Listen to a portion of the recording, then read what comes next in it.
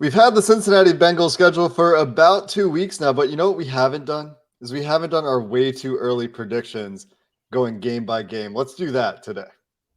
You are Locked On Bengals, your daily Cincinnati Bengals podcast, part of the Locked On Podcast Network, your team every day.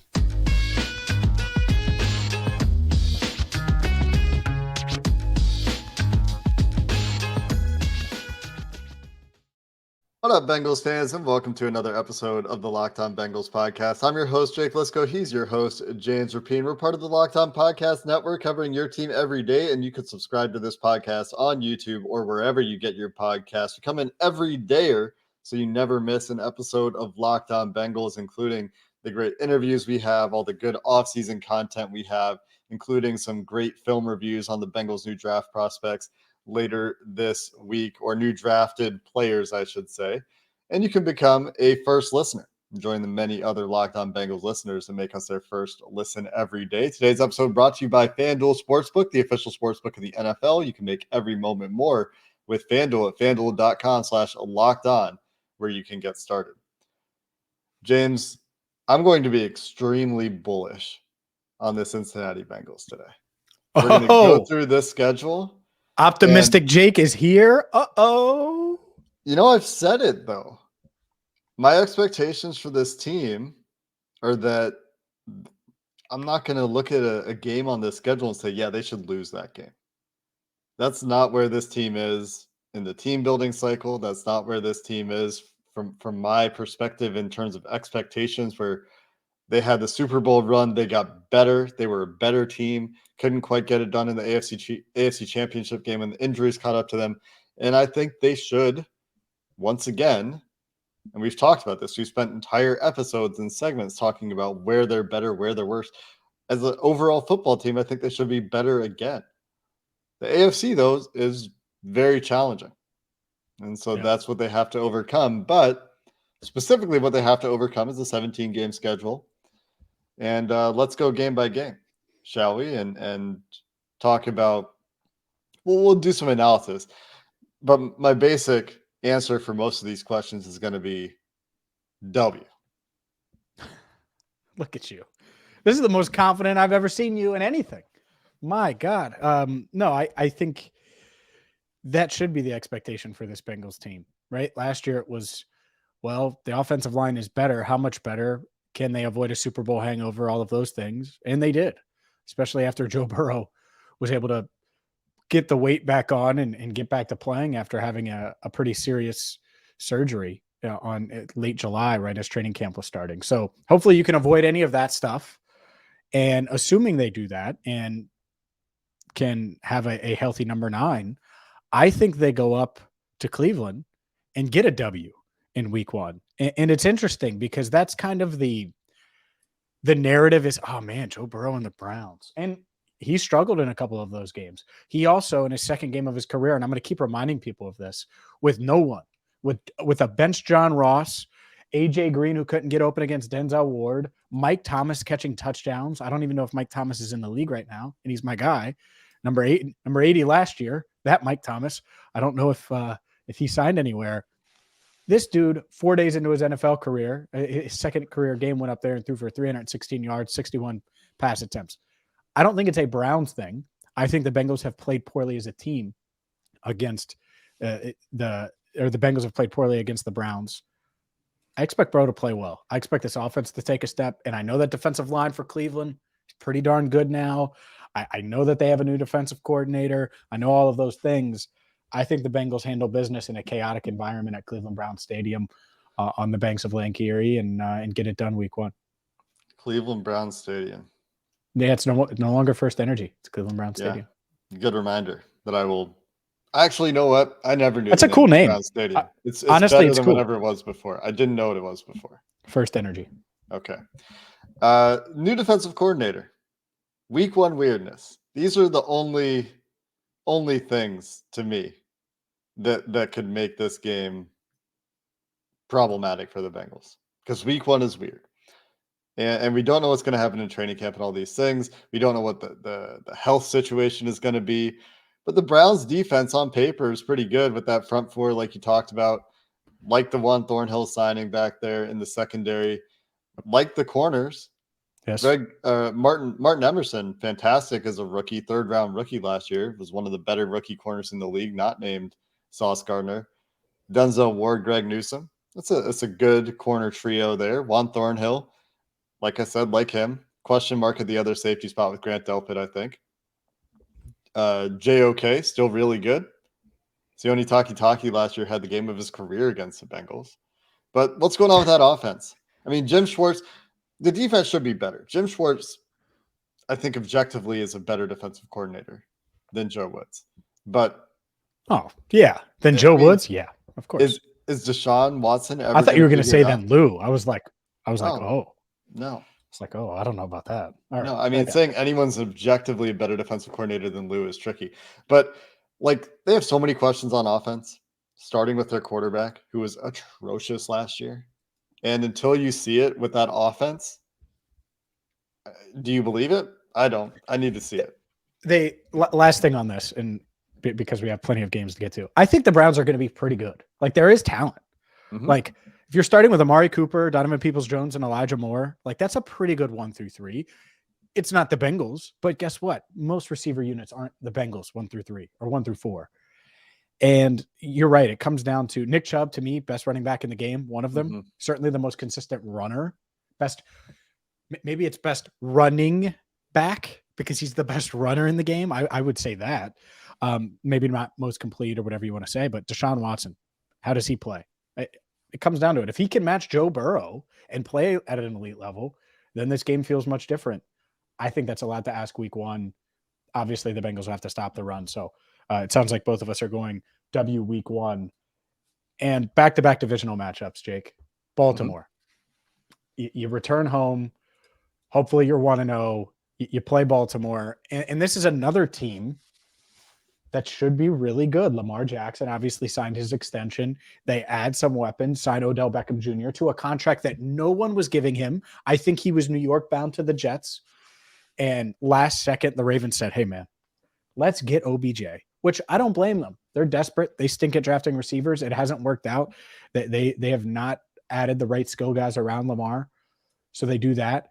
They draft the kid out of Boston College as well. We'll see. But I think this is an interesting game, and it's going to come down to the Bengals offense being better than they were against the Ravens in back-to-back games at the end of the regular season last year and then in that playoff game. This Bengals offense has to take a step. And I know they were shorthanded. I know all of those things. They were also at home. So at home again, hopefully they can play better against a Ravens defense that I don't want to say had their number because the Bengals handled business back-to-back weeks, but it wasn't pretty. They had their number, and then Joe Burrow started to figure it out, and then he had it figured out. It took him seeing Mike McDonald's defense a couple times, and the Bengals suffered some injuries, which made it uglier as the games went on. But Joe Burrow figured him out. I think that's a big question for me: is does Joe Burrow and this coaching staff continue to have answers for Mike McDonald's defense? Because that's really what kept Baltimore in games without Lamar Jackson. But the other big difference is, of course, Lamar Jackson should be there. And Odell Beckham, Rashad Bateman, and Zay Flowers is a much different, and Mark Andrews is a much different set of weapons than the Bengals faced with the Ravens last year. The Ravens will be better. Yeah. For sure. And they were good as long last as they year. Stay healthy. They're a really well-coached team. Tom Munkin, going to be an entirely new offense. Going to be a much more modern NFL offense, most likely. So a lot to contend with this Ravens team. Good coaching staff, good new players. Bengals home opener, though? And they know they need to get up to a hot start. Like I said, I'm just having a hard time picking against the Bengals right now. I'll tell you right now, I have the Bengals splitting these two. I have them beating Cleveland, losing to Baltimore, starting 1-1. I'm taking the home opener. So if you think they're going to split the first two, I'll chalk it up to week 1 weirdness and give me the home opener. Yeah, I could see it. I think that I think the Ravens are better than the Browns. I think it's close. Give me Lamar over Watson. Oh, yeah. I think the Ravens are better than the Browns for sure. But I'm just saying, like, week 1 weirdness on the road in Cleveland, all those factors. Sure. Yeah. But both it's not this division's so good. Like, I think it's a really good division. Like, there's Mhm. no slouch. There's no crappy team. And so, yeah, I have them 1-1. You have them 2-0, it sounds Yeah. like. Mhm.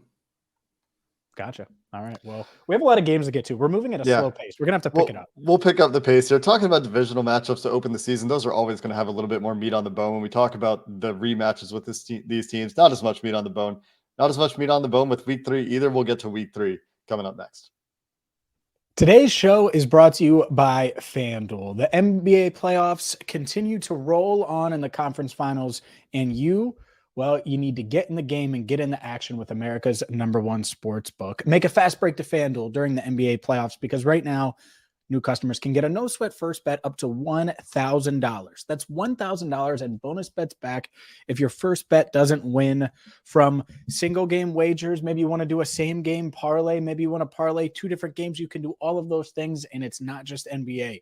From Major League Baseball, maybe you want to look into the future and see some future NFL bets. FanDuel has you covered. There's no better place to bet on all of the playoff action than America's #1 sports book. So check them out right now at FanDuel.com/lockedon to get your no sweat first bet up to $1,000. That's FanDuel.com/lockedon. FanDuel, official sports betting partner of the NBA. Week 3, James. I know there's Super Bowl rematch intrigue here, but this is a very, very different Los Angeles Rams team. Put me down for a W without a whole lot of deep analysis. The Rams aren't going to be good. I know they still have Cooper Kupp and Matthew Stafford and Aaron Donald, and there's some guys on that team that are still good players, but the Rams are not going to be a good team this year. And if I'm wrong, people can clip it. Sure. And you're not going to be the only one that says that. I think it's one of those weird, sneaky teams that could be better than people expect because people are so low on them. That said, you're right. Monday Night Football in the jungle, 1-1 is where I had them. I have them handling business and getting to 2-1 on the season. These are the type of games you just handle business and you move on. And I think Joe Burrow and the Bengals do that. And it isn't revenge for Super Bowl 56, but it would be a nice little cherry to get a win against the team that obviously cost you a Lombardi. I think there's going to be a lot of motivation for those guys in terms of, we're not going to drop a primetime game to this team that we didn't win the Super Bowl against. Sure. I agree. In their stadium, which is ridiculous. Home Super Bowls, hate it. Next game, week 4. Ridiculous. 2 years in a row. Never happened in the history of the game. I know, it's just bad luck. I mean, what can you say? I know. It's just I don't wouldn't like have that mattered this happened. Wouldn't have mattered if the Bucs could cover Cooper Kupp deep. Antoine Winfield Jr. just letting him go in the divisional round. Or if the safety for the 49ers could catch. I forget his name. Tart. Oh my gosh. Yeah, it was Tart. It's right there. Week 4. Butterfingers. Go ahead. Week 4, back in Tennessee for like the 20th straight year. The Bengals go on the road to face the Titans. Now, you talk about teams that are going to be better, I think, than folks expect. And I don't think Tennessee is going to be like good by any means. I don't think they're going to be a great team or anything, but the defense is going to continue to be a well-coached Mike Vrabel defense who's going to make your life difficult. And the same can be said for like all of these first 4 teams. Well, besides the Browns, maybe on the offensive side of the ball. I'm not sure about that, but a lot of really good coaches on the Bengals schedule to start the year. And that's true of the defense of the Tennessee Titans as well. That being said, look at that Tennessee Titans offense. Is Derrick Henry putting the team on his shoulders and keeping them in this game? No. Treylon Burks breaking? No. I mean, no. You can try to find answers, and it could be a grindy game because these games tend to be grindy, but I like the Bengals here. That's the part of the Bengals that is so – that's why you should be bullish on them, because I think that the way they can win, they've won these grinded out type games offensively, and this year they should be the best they've been offensively during this run. And obviously the defense is set up to win grinded out type games, especially against an offense like Tennessee. Makes a ton of sense. Like, I'm not even sure Derrick Henry's going to be there. We will see. Right. I mean, if you could get anything for him, they have Tajay Spears. Like, just give the backfield to Spears. That might be a take. Not a take for me. So we'll see there. But no, I'll take the Bengals. So I have them starting 3-1. You have them at 4-0. Is it a more interesting question to talk about whether or not Will Levis will be starting this game than whether or not the Bengals will win this game? It Not seems that a we little should early. spend time there, but It seems a little early for a guy that eats bananas with the peel on, but never say never. oh man, Anytime he gets brought up, I'm never letting him live it down. Mayonnaise in his coffee. Come mayonnaise on, in man. the coffee. You can't be an NFL star if you do those things. You can be weird. That's different than weird. That's unbelievably bad. That said, speaking of unbelievably bad, all of the UK fan listeners we have right now are just turning the podcast off. hey, I hope Chris Rodriguez balls out. Like, it's not a UK thing, There you go. right? It's not at all. That said, I said, speaking of unbelievably bad, the Cardinals might be the worst team in the NFL this year. It's a roster that was just built poorly, that got old and then got older and older and older. We'll see if DeAndre Hopkins is there, if Kyler Murray returns. That's the only thing here is I guess Murray could be back for this game. Maybe he returns against the Bengals. But outside of being able to go to Phoenix and enjoy that weather, which it should be nice that time of year, I don't really think there's going to be an issue here. Give me the Bengals, and they improved to 4-1. I would be shocked if you pick the Cardinals over the Bengals here. Is Buda Baker still an Arizona Cardinal? He requested a trade, so he is, though. Yes. I mean, like, will he be by the time this game comes around? That's what I mean. Because of the. I think if they get a reasonable offer, why wouldn't you trade? They know they're rebuilding, and he's a safety. Yeah, he's still. Like, yeah, okay. He's still non-premium. He still wants to trade. Yeah. This is a game I have circled for the Bengals and as like a. Can they hang 35 on them in the first half? It's on the road, so makes it a little bit harder. But this defense is maybe the worst in the league, maybe the worst on the Bengals schedule. The Rams are in that competition too, but at least they have Aaron Donald. Yeah, I mean, I'm taking the Bengals going away here. Yeah, easy. And so I have them at 4-1. You have them at 5-0. The next week, you come back home, and this is the last game before the bye. You play the Seattle Seahawks, and I think the Seahawks kind of sneaky in the NFC West, which is weird. I didn't really buy into them at all last year, and yet they still found a way to make a run, and we're in the mix. And Pete Carroll got the most out of Geno Smith, and they kept him around. And then they added a bunch of pieces around him. I think that's a talented wide receiver group. I love their running backs.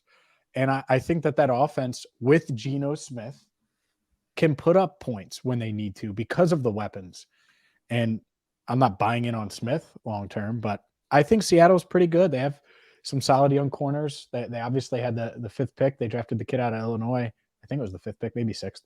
But I think this is one of those sneaky games where every Bengals fan is going to say win at home against Seattle, and Pete Carroll and the Seahawks get it done. So I have the Bengals falling to 4-2. I get the Seahawks are a sneaky good team. I like Lou Anarumo against anybody when he has to game plan for a quarterback, when he has to game plan for an offense. The offensive line for the Seahawks did kind of come out of nowhere last year. They were pretty good with Charles Cross as their first round addition. Their interior offensive line came together a little bit, but and for all the good things that can be said about their secondary, and I agree, the secondary is good. Jamal Adams notwithstanding, I guess, but they don't really have the guys to get pressure. Like, is Draymond Jones fixing that entire defensive front? They add Derek Hall in the second round. That's a pick that could be looked at as one of the steals of the draft when we come back to it. But can they get enough pressure to put Joe Burrow off his game? Because I expect Burrow to kind of be secondary agnostic this year. Like, even against really good secondaries. Like, I don't – with this team, you have to be like Darrelle Revis and Sauce Gardner and Champ Bailey back there. Darrelle Revis. People are going to kill Darrelle Revis? What'd I say? Darrell. All right. You have to be three of the best corners of all time, assuming Sauce's career keeps going the way it's going. For me to really think like that's going to have a huge impact on the game, especially when it's not coupled with a really good pass rush. So you have them 6-0. I do. I have them 6-0 going into the bye. I do think that Smith and Jigba, Tyler Lockett, DK Metcalf is a scary trio. Ooh, that one. Ooh, because I like the Bengals as a complete team. I really do. And so, yeah, I mean, it's taken a better team than Seattle for me to move off the Bengals to start the season. Up next, we'll get to all of the games after the bye and see if Jake has the Bengals going at 17-0. They're 6-0, according to Jake Liscow in the schedule game. We have 11 more games to get to, which means a little more rapid fire coming up next. We've got to pick up the pace, James, and week 8 at San Francisco. This is the game that to me is the hardest in the first 15 games on the schedule. West Coast road trip. Yeah. Ridiculous defense. New defensive coordinator. So there's that. Big questions on offense. So there's that. Big historical rivalry.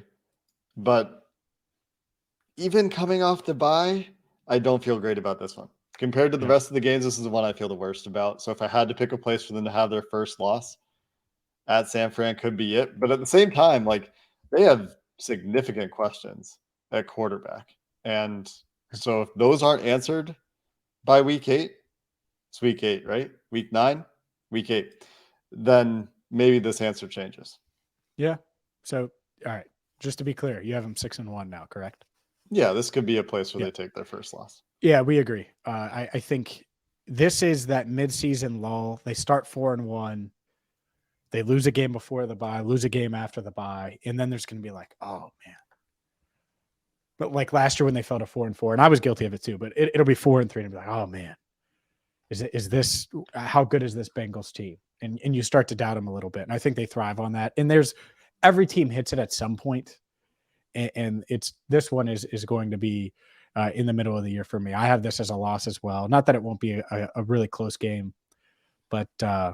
It's just a tough one. Go on the road, West Coast, longest trip of the year, I believe, for them. And I think they lose a tight one to the 49ers. And not to be outdone, up next, it's probably an even bigger matchup. You return home, primetime Bills. I have them getting this game. I think that they match up well against the Bills. The Bills, they add Dalton Kincaid. You know, they've added a couple pieces. I think that offense that they're hoping takes a step forward. I just think the Bengals are going to be really confident going into that matchup. They know that it could be the difference between getting the 1 seed and not getting the 1 seed. You're at home.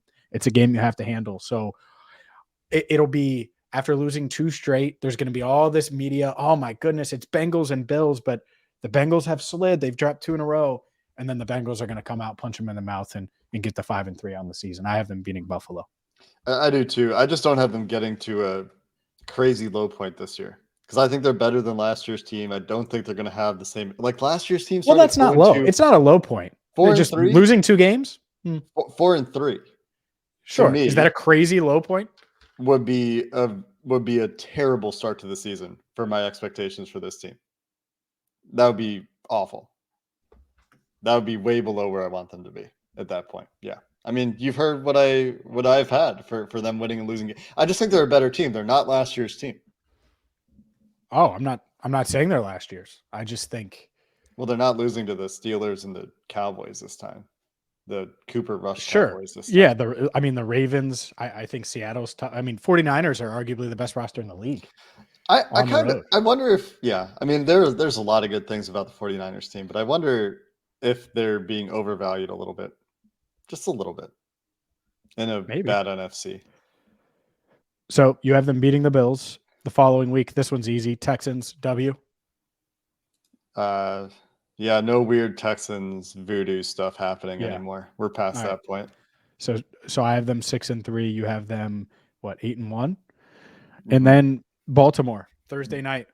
I had them losing that week 2 matchup. I think on a short week, the doubt had continued. I have them getting it done and improving to 7-3 on the year. My hot take for this game is this is around the time Baltimore tends to be piled up with injuries. They have some new staff to help them deal with injuries, I think. Like, wasn't that the big deal out of the NFLPA report card for Baltimore was their training staff, and they've changed the training staff since then. So maybe it's not as big of an issue for them, but they can't seem to get to the later part of the season healthy. This has been the case for them like the last 2-3 years. If Baltimore's healthy though, on the road, short week prime time, you could see some weirdness sneaking in there. You could see a loss happening here. But I'm going to keep picking the Bengals in the division.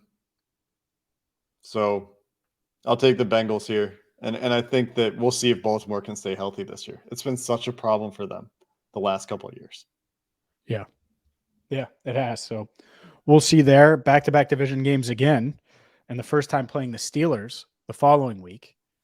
I have this as a win. I think it's going to be tougher than some realize. The Steelers are just well coached, pretty good defense, solid skill players, better offensive line than they had last year. That said, I think that the Bengals handle business. And you see how this streak is starting to continue. 4 straight now for the Bengals after starting 4-3 and 4-1, dropped 2.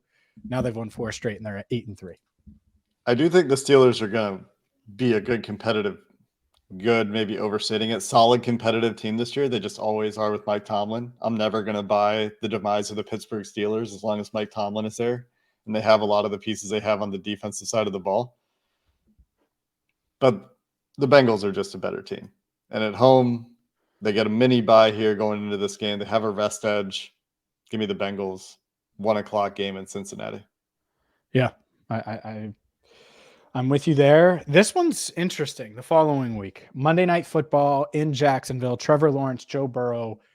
The Jags, well coached, made the playoffs last year, won a playoff game, played pretty well at Arrowhead against the Chiefs the week prior to the Bengals playing them in the AFC Championship game.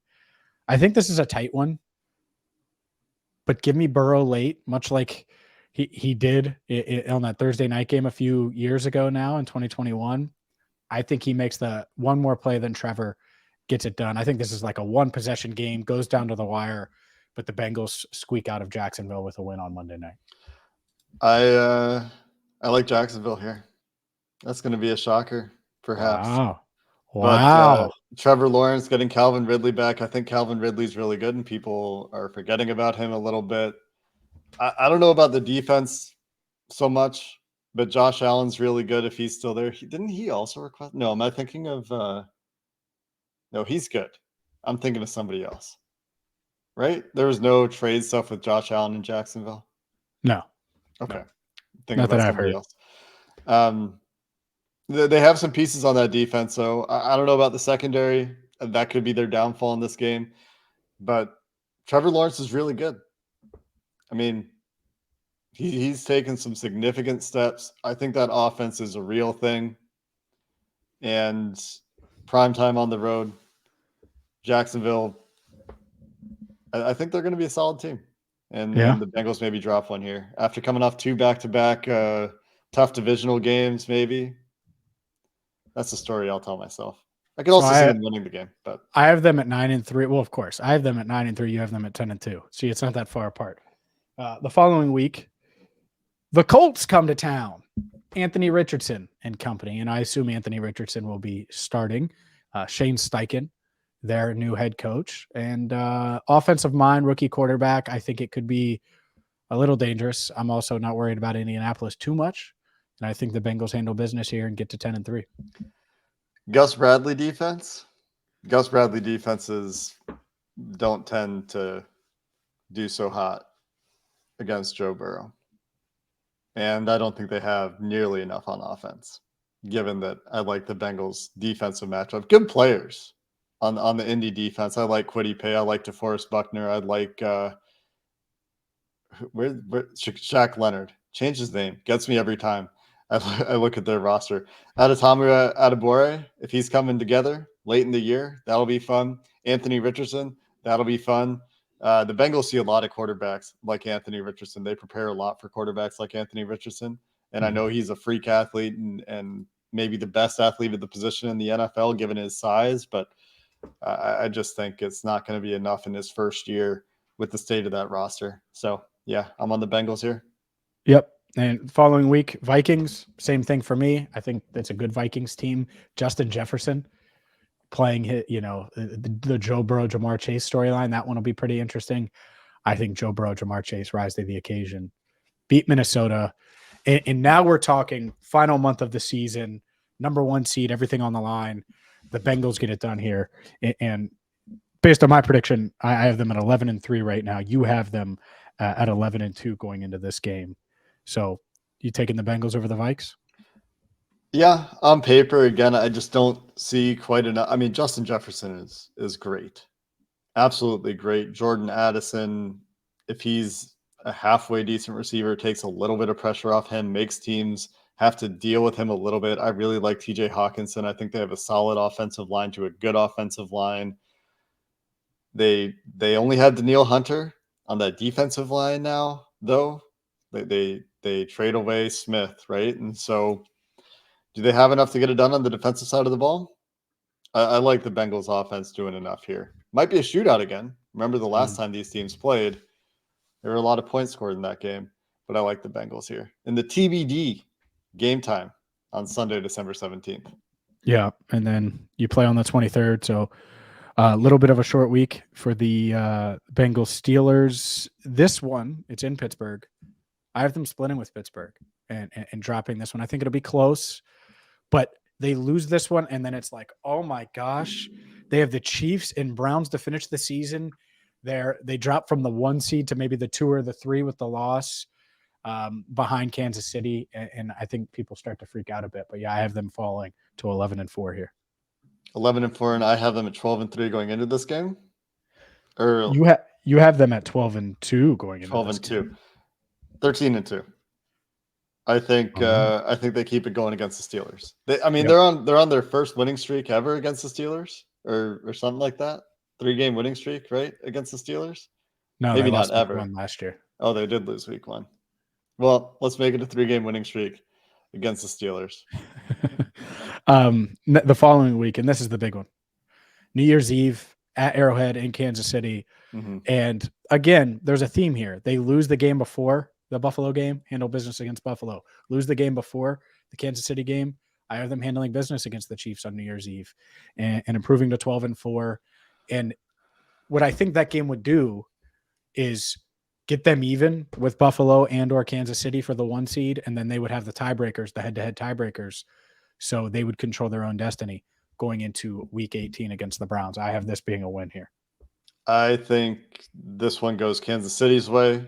The big element that we haven't talked about at all in this game is the Bengals have a 2-day rest advantage here, which we'll see how much that matters. But the Chiefs play Monday night going into this game. The Bengals play Saturday. So there's a 2-day edge there. Short week for Kansas City, long week for the Bengals. And that could tilt things the Bengals' way, but playing in Arrowhead, the way that I have the season going for them anyway, coming off a win and at 13-2, get to 13-3, right? 13-3? Yeah, 13. You have 13-3, I have 12-4. And then I have them sweeping Cleveland. Sweeping the division, turns out, which I think is a good division. But I think the Bengals, if they're the team I want them to be, and I think they are, I think they're better. So 14-3 to finish the year for me, which should be enough. Most years, that's enough to be the 1 seed in the AFC. I have them beating the Browns as well and securing the number 1 seed with a 13-4 record. The tiebreaker comes into play here, I would say, either over Buffalo or Kansas City. So we're 1 game apart. Moral of the story and moral of this game, I think, is expectations are as high for the Bengals as they've ever been in franchise history. And before people say, oh, well, you're just saying that, you don't know. The Bengals have never won 13 games in one season ever. Never, ever, ever. Now, they might have last year, in their defense. They might have, if you would have counted that Buffalo game and had that counted and they won that game. That did not happen. So whether they go 13-4 or 14-3, if they do that, that's history, which would be for a 3rd straight year. Joe Burrow leads the Bengals to some kind of history. Obviously, they would win the division as well. No one's ever won 3 AFC North division titles in a row. No one. And it hasn't been around that long, right? But still, it's tough to do. So we'll see if the Bengals can do it. They haven't gotten the 1 seed since 1988. So that would be another feat that they're trying to accomplish. It is very tough to do. But like I said, to me, the Bengals should be a better team this year overall. Joe Burrow should be better. This offense should be very mature at this point, like starting to get to that Peyton Manning dominance territory if Joe Burrow's on that trajectory where it just should be what it is every year. the Tom Brady dominance, whatever it is. He's going into year 4, right? So like this is where it just should be what it is, and it should be that really, really hard to beat team. You include the playoffs, by the way, James. The Bengals won 14 last year, 13 2 years ago. But in the regular season, you're absolutely right. Yeah. You can't count playoffs. Not for that. Now, the history, that is part of the history. Winning a road game in the playoffs, they had never done that. They had never advanced in back-to-back playoffs, and they did that, and they've won road games, 3 road games, which it's hard to do. That's very tough to do, and he's done it in 2 years. So maybe they've never done these things, but why are they in play? Because they've broke plenty of records already. Why not continue to do that going into this year? And the 1 seed, man, it would be nice to say, hey, the playoffs run through Cincinnati this year. A big part of it's Joe Burrow. Another big part of it, like I've mentioned, is he's still on his rookie deal. So they still have a ton of money on the defensive side of the ball and Lou Anarumo on that side of the ball to make them a very complete team. And Brad Robbins, the punter, going to be just a huge, huge impact this year. Yeah, for sure. Hey, punters matter. No, I think, like I said, expectations are really high. I'm excited to see how it plays out. But this team, I think they're going to be really darn good. That's going to do it for this episode of the Locked On Bengals podcast. We're going to do a too early look at the 53-man roster as well. We'll dive into that coming up soon here on Locked On Bengals. Until then, thanks for listening. Hoo day, and have a good one.